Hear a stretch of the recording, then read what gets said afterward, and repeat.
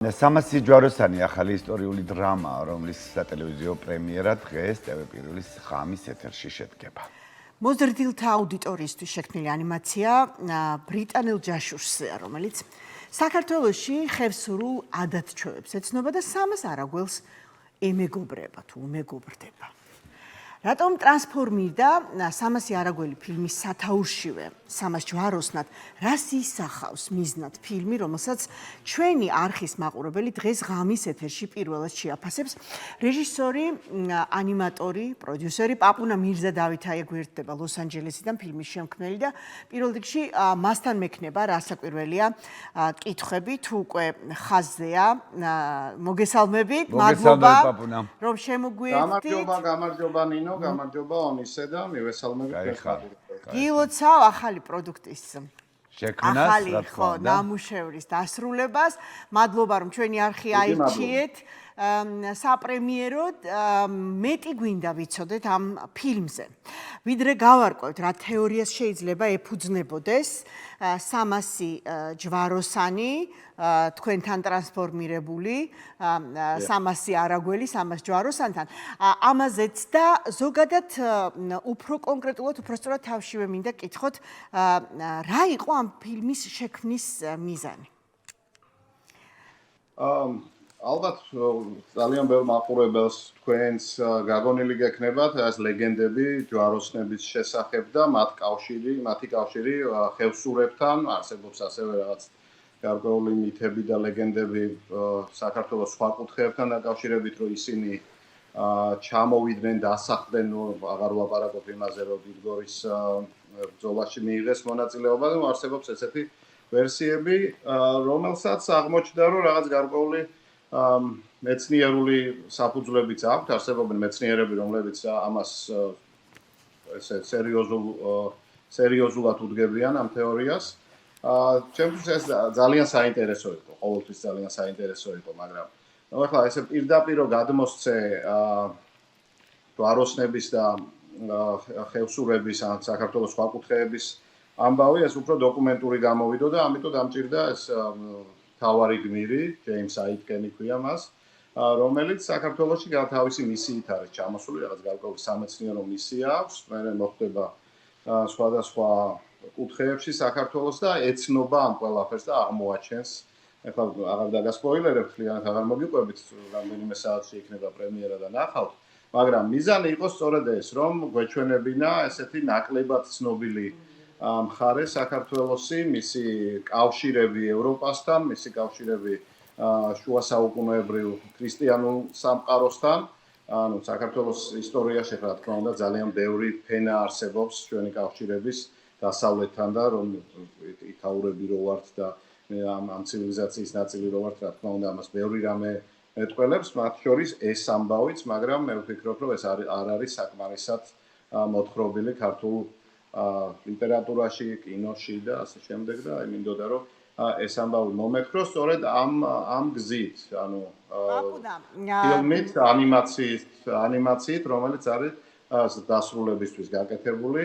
ეს ახლა საქართველოში ძირითადად ანიმაცია ესე მიიჩნევა, რომ არის ბავშვებისთვის, არა და არსებობს საკმაოდ დიდი ხანია უკვე არსებობს 50-იანი წლებიდან მოყოლებული ამერიკაში განსაკუთრებით ევროპაშიც დასრულებისთვის შექმნილი ანიმაცია და საკმაოდ თავარი არსებობს და თან ძალიან დიდი პოპულარობით სარგებლობს და დიდი პოპულარობით სარგებლობს. თქვენ როგორც ანიმატორი, ახლა როგორც ხვდებით, ცდილობთ რომ ამ ფორმით, ეს უკვე არ არის პირველი მცდელობა, მაყურებელს ახსოვს ონისე ციხლებ და მონაწილეობას მინდოდა მეთქვა ხო ნინო, ბოდიში გაწყვეტინებ ამ ყველაფერს და თვითონ ვიზუალი ამ როგორც ანიმაციური ფილმი ძალიან საინტერესოა. მე მგონი და თქვენთვისაც გაიოლდა უფრო ბევრი რამე, ალბათ ხერხები ბოლომდე დაგელაგებინათ ამ ფილმშიდაც მე ესე შევხედე და ძალიან საინტერესოს ხდის უფრო მეტად ვიდრე ვთქვათ იქნებოდა ეს ცოცხალი მსახიობების მიერ შესრულებული. თუმცა მან როგორც მივხვდი, ისე იმ პრინციპით ცოცხალი მსახიობები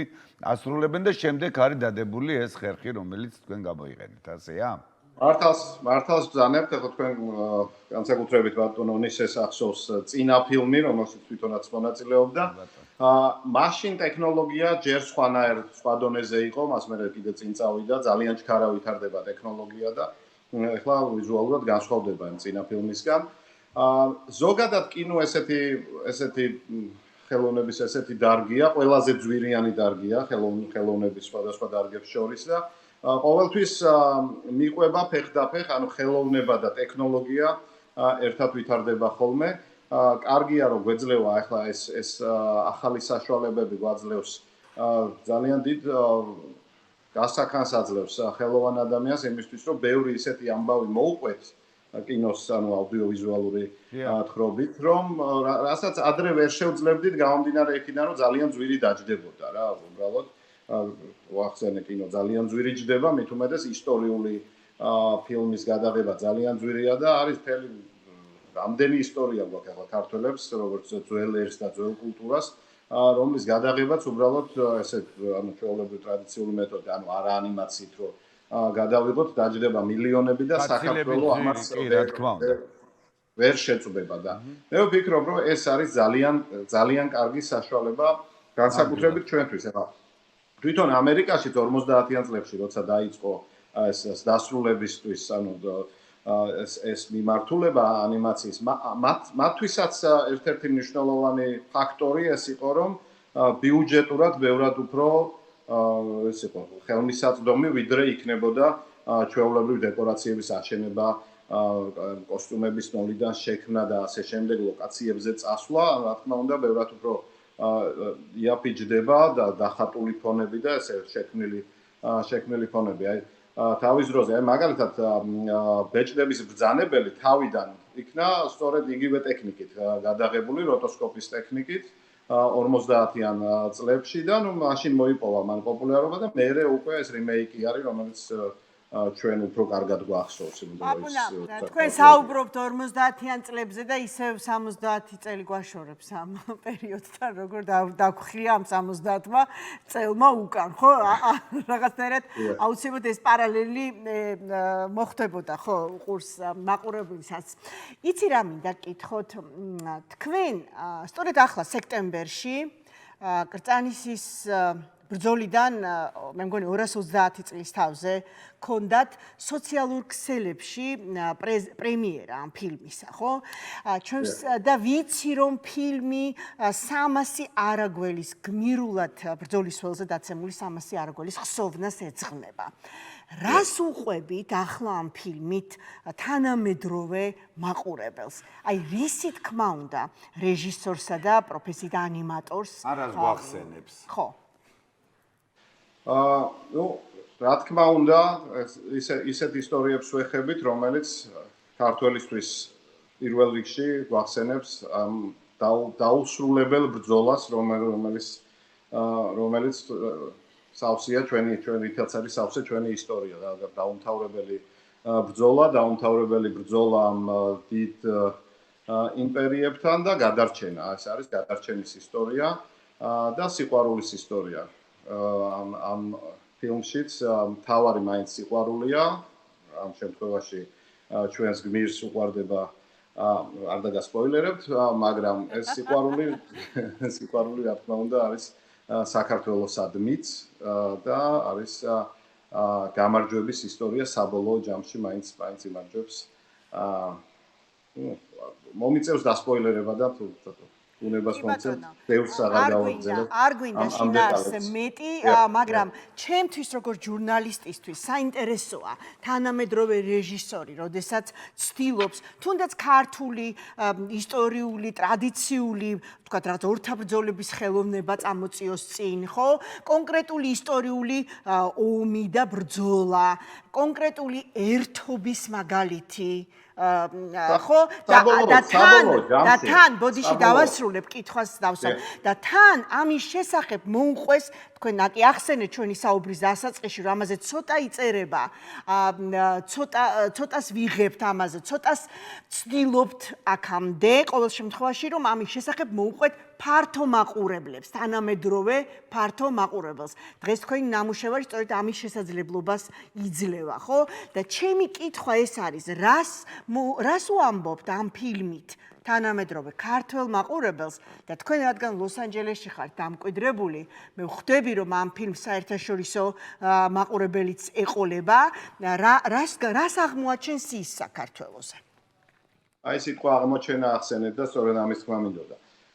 ფილმის მთავარი ლაიტმოტივი ალბათ მაინც არის აღმოჩენა, რომ ეს ორი სამყარო აღმოაჩენენ ერთმანეთს, ანუ დასავლური სამყარო, როგორც გითხარით, ჩვენი გმირი ევროპიდან ჩამოდის, აღმოაჩენს საქართველოს და ნახავს, რომ ეს არის მისი მშობლიური წიაღი და ასევე ხევსურები და საქართველოს ფიანეთში მაცხოვრებელი ადამიანები მასში აღმოაჩენენ თავიანთ მშობლიურს. ანუ აი რეალურად ამაზე არის ფილმი, რომ ადამიანთან ანუ ქვეყანაში შეიძლება მიხვიდე და გეგონოს რომ ეს არის უცხო და აღმოაჩინო რომ ეს თურმე ძალიან შინაური ყოფილა. და ეს ხდება ევროპასა და საქართველოს შორის. აი ამაზე არის მაშინ ამ ფილმში ძირითადი საუბარი. ორივე მხრიდან აღმოჩენა ხდება. ერთის მხრივ ხევსურები აღმოაჩენენ და მეორეს მხრივ ევროპელი მოგზაური აღმოაჩენს ხევსურეთში თავის მშობლიურ წინაპრების ყვალს. კი ბატონო, მაყურებელს მინდა ვუთხრა, რომ ეს ფილმი ჩემთვის კიდევ უფრო მეტად სააზროვნო აღმოჩნდა. სწორედ ამიტომ მე შევეცადე ამ ფილმზე თქვენ ვის რეკომენდაციებსაც დაეყრდენით, იმ ადამიანებმაც მიიღონ გადაცემაში მონაწილეობა.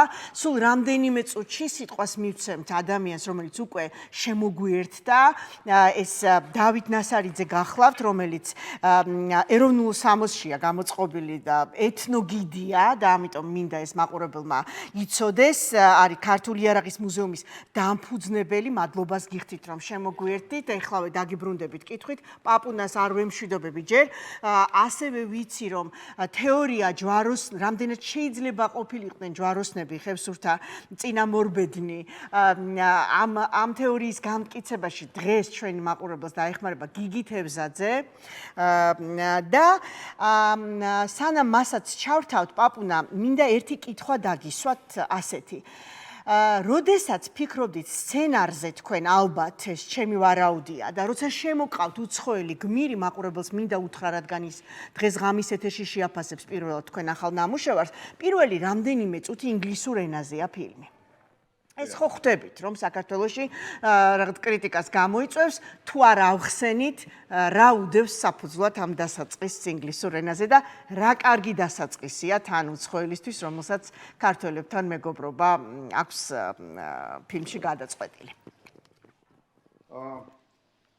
ადამიანისთვის, მაყურებლისთვის, თუ ის სპეციალურად დოკუმენტურ ფილმს არ უყურებს ამა თუ იმ თემაზე, თავარი მაინც არის გმირის განვითარება, მისი ტრანსფორმაცია და მისი საშუალებით რაღაც ახლის აღმოჩენა.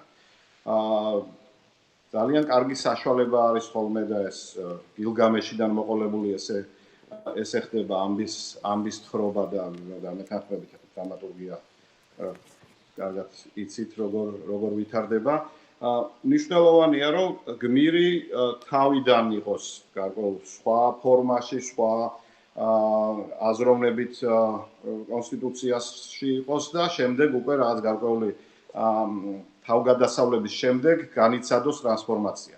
ანუ ეს ადამიანი ისევ იქამდე მივდივართ, რომ მოთხრობა მომიწევს რაღაც გარკვეული დეტალების. ეს ადამიანი როგორც უცხოელი ამ შემთხვევაში ინგლისელი მკვლევარი და მეცნიერი ჩამოდის ჯაშუშიც, იმავდროულად თავარი მისია ჯაშუშია და ეს არის მისი ქავერი, ასე ვთქვათ, ანუ მისი ლეგენდა. და შემდეგ უკვე მას შემდეგ რაც ის განიცდის ძალიან ბევრ მნიშვნელოვან მოვლენას საქართველოში, ის იცვლება და განიცდის საკმაოდ დიდ ტრანსფორმაციას, მათ შორის სწავლობს ქართულს და ხდება ქართველი, ასე ვთქვათ. ამისათვის, აი სწორედ ამ კონტრასტისთვის, თუ როგორი იყო ის თავიდან და როგორი ხდება უკვე ბოლოსკენ, ამისთვის ძალიან მნიშვნელოვანი იყო, რომ მას თავიდან ესაუბრა უცხო ენაზე და ზოგადად არ ყოფილიყო ქართველი. ჩემ აზრით ეს ფიქრობ, რომ სწორედ უცხოელებისთვის თქვათ ესეთ საუკეთესო პერსონაჟია იმისთვის, რომ კარგი მეგზურობა გაუწიოს, ხო? საქართველოს შესაძლებლად. ესეც რა თქმა უნდა ძალიან მნიშვნელოვანია. კი ბატონო. პაპუნა, თუ შეიძლება რომ ეხლა ნელ-ნელა სტუდიაში მინდა გადმოვინაცვლოთ ბატონ დავითთან და თქვენ მინდა აგვიხსნათ რაღაც ერთგვარი შესავალი გავაკეთოთ, რამდენად მნიშვნელოვანია, როცა ესეთ ისტორიულ დრამაზე მუშაობ რეჟისორი, დაეყრდნო პროფესიონალების, ექსპერტების, სპეციალისტების აზრს, რეკომენდაციებს. რამდენად მნიშვნელოვანი იყო ერეკლე მეორის ეპოქის გასაცოცხლებლად, თქვენთვის როგორც ანიმატორისთვის შეგექმნათ, თქვათ, იმ დროისთვის დამახასიათებელი იარაღები დაგეხატათ, ხო? ამისთვის დაეყრდენით სწორედ როგორც ვიცი, ქართული იარაღის მუზეუმის დამფუძნებლის რეკომენდაციებს, ასე იყო, ხო? დიახ, მივესალმებ პირველ რიგში ბატონ დავითს და დიდი მადლობა კიდევ ერთხელ ამდენად უკვე თქვენი ეთერის საშუალებით მას ამ მართლაც ძალიან დიდ დახმარებაში. ბატონ დავითს აქვს აი მართლაც ამოუწურავი ცოდნა ქართული იარაღის და საბრძოლო ხელოვნების და სხვადასხვა ეპოქაში როგორ იყო, როგორ ვითარდებოდა და ასე შემდეგ და თვითონ ფილმში ზოგადად ხმალს და ზოგადად შეიარაღებას საბრძოლო ხელოვნებას საკმაოდ დიდი როლი უჭირავს და ძალიან მნიშვნელოვანი იყო მასთან ეს კონსულტაციები. ზოგადად ხელსურები ძალიან მებრძოლი ხალხი იყვნენ და არიან და მათი კულტურა სწორედ ამ საბრძოლო ხელოვნების გარშემო ტრიალებდა, ესე ვთქვათ. და ეს კარგად ჩანს ფილმშიც. მათ შორის ჩანს ერეკლე მეორის დამოკიდებულება საბრძოლო ხელოვნებისადმი, არა მარტო ქართული, არამედ ზოგადად საბრძოლო ხელოვნებისადმი და რამხელა როლი ჰქონდა ბრძოლას და საბრძოლო მიმართულებას საქართველოს როგორც სახელმწიფო მოწყობაში, ასევე ყოველდღიურ კულტურაში ამა თუ იმ კუთხის. ეს ჩანს ფილმში და ამაში ძალიან დაგვეხმარა ბატონი დავითი. და სანამ ბატონ დავითთან გადმოვალთ სასაუბროდ დასამშვიდობებლად, რა თქმა უნდა კითხოთ თქვენ სექტემბერში გამოუშვით ეს ფილმი, რომლის სატელევიზიო პრემიერა დღეს იგეგმება, გავიმეოროთ TV პირველის ღამის ეთერში, ერეკლე მეორის ეპოქას აცოცხლებს და რატომღაც ამას ემთხვევა ისიც, რომ სულ რამდენიმე დღის წინ ერეკლე მეორის მეფის ძეგლი გახსნეს, ხო, საქართველოში რაღაცა გამოდის კიდევ ერთხელ ადამიანები ალბათ ფიქრობენ, რომ ყველას თავის წარმოსახვები ამ მეფესთან დაკავშირებით და თქვენ როგორც მისი ეპოქის გამცოცხლებელ რეჟისორს რა გინდათ გვითხრათ დღეს? ახლა ერეკლე მეორე რომ მნიშვნელოვანი მეფე იყო ჩვენთვის, მე მგონი ამაზე არავინ არ დაობს, შეიძლება ზოგი პოზიტიურად უყურებდეს მის როლს, ზოგი ნაკლებად პოზიტიურად, მაგრამ მნიშვნელოვანი მეფე იყო. ჩემთვის ის იყო ბრძოლის სიმბოლო. ის იბრძოდა ძალიან ადრეული ასაკიდან, სულით ხელში იყო ეს ადამიანი და ებრძოდა საქართველოს მტრებს.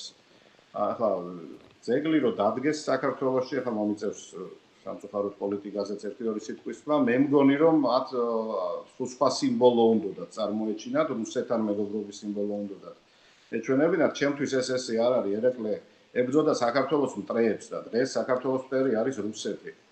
ერეკლე რო ცოცხალი ყოფილიყო, დარწმუნებული ვარ, რუსებსაც იგივე შემართებით შეებრძოლებოდა, როგორც ებრძოდა სპარსეთს ამ ფილმში, მაგალითად არის, ან ოსმალებს, ან ლეკიანობას ებრძოდა.